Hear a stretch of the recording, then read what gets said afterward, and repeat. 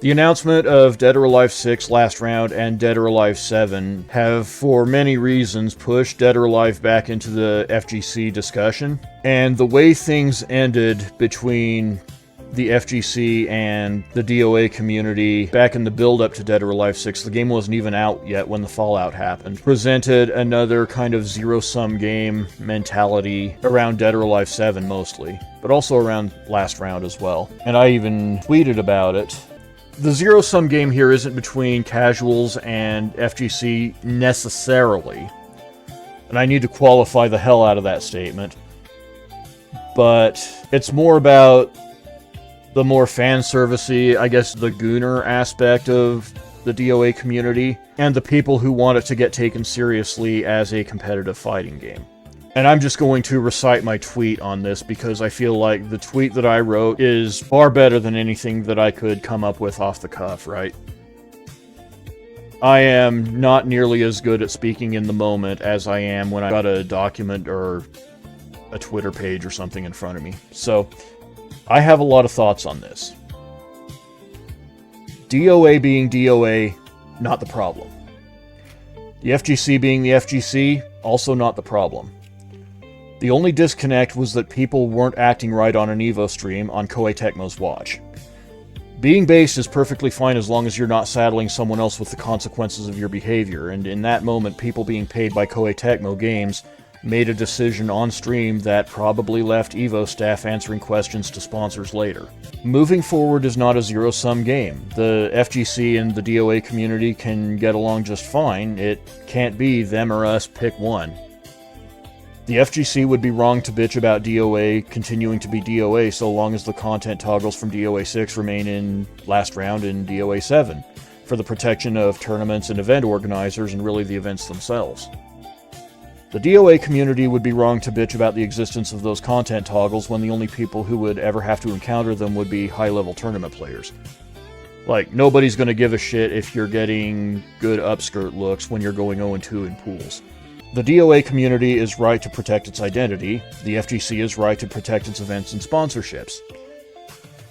I'm uncomfortable with the disdain for esports in the DOA community right now. Not because I don't understand where it's coming from, not because I want DOA to drop its identity, but because I feel an underlying sentiment of, it's fine if the game is technically sloppy, it doesn't need to be tuned for competitive play, just give us hot girls that kick high.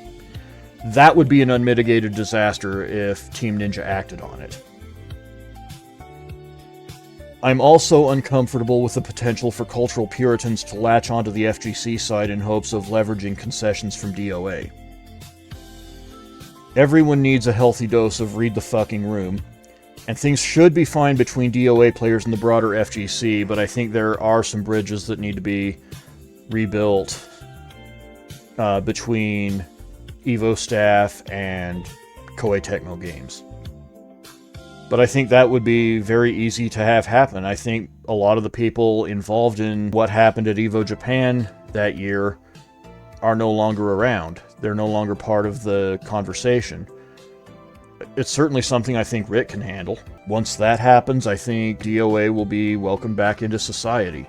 Another thing I should note is I was there at EVO 2018 and the Koei Tecmo, the Team Ninja booth to play Dead or Alive 6 was one of the best times I had there, apart from hanging out in the area where people were playing Super Turbo. I came away from it really excited for the game, and I was watching the EVO Japan stream when it happened, and I was, like, I probably groaned audibly when that happened, because I knew it was going to have consequences, right? Like, you know that sinking feeling you get when something that looks innocuous, maybe you've got enough of a corpo background to know how it's actually going to play out, or maybe it's just your intuition, maybe you just know that it's going to have consequences. That was how I felt watching the EVO Japan stream. And it was like, oh, I really hope Team Ninja didn't blow it here, but as it turned out, they blew it. I need to pull up what the EVO lineup was that year, because I'm pretty sure, yeah, Under Night Inbirth got in there. Exelatus.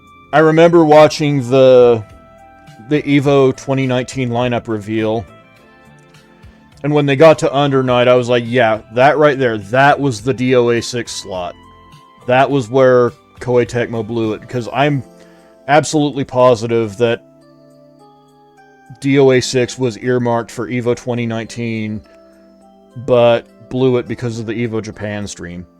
And to be clear, like, I do not feel like DOA has to leave fan service on the table in order to be successful with the FGC. I was kind of impressed with how far they were willing to go for it at EVO 2018, but I do think it's an unreasonable thing to ask of them to basically mortgage the series' entire identity to play nice with sponsors. I don't think they have to do that. I think the toggles that they put in Dead or Alive 6 were brilliant. Because if you're running a tournament in, whether it's a very corporate environment or maybe a country where kind of dress is a little more conservative, you could just turn that toggle on and suddenly the game stops being controversial. In a less favorable sense, you could say it's like acting like you have a court date. It worked really well, and I think anyone who really has a problem with it isn't going to run into it because nobody cares what they want to look at when they're going 0-2 in pools. But if you're on stage and it's very corporate, yeah, those are the players that are going to be playing under those toggles.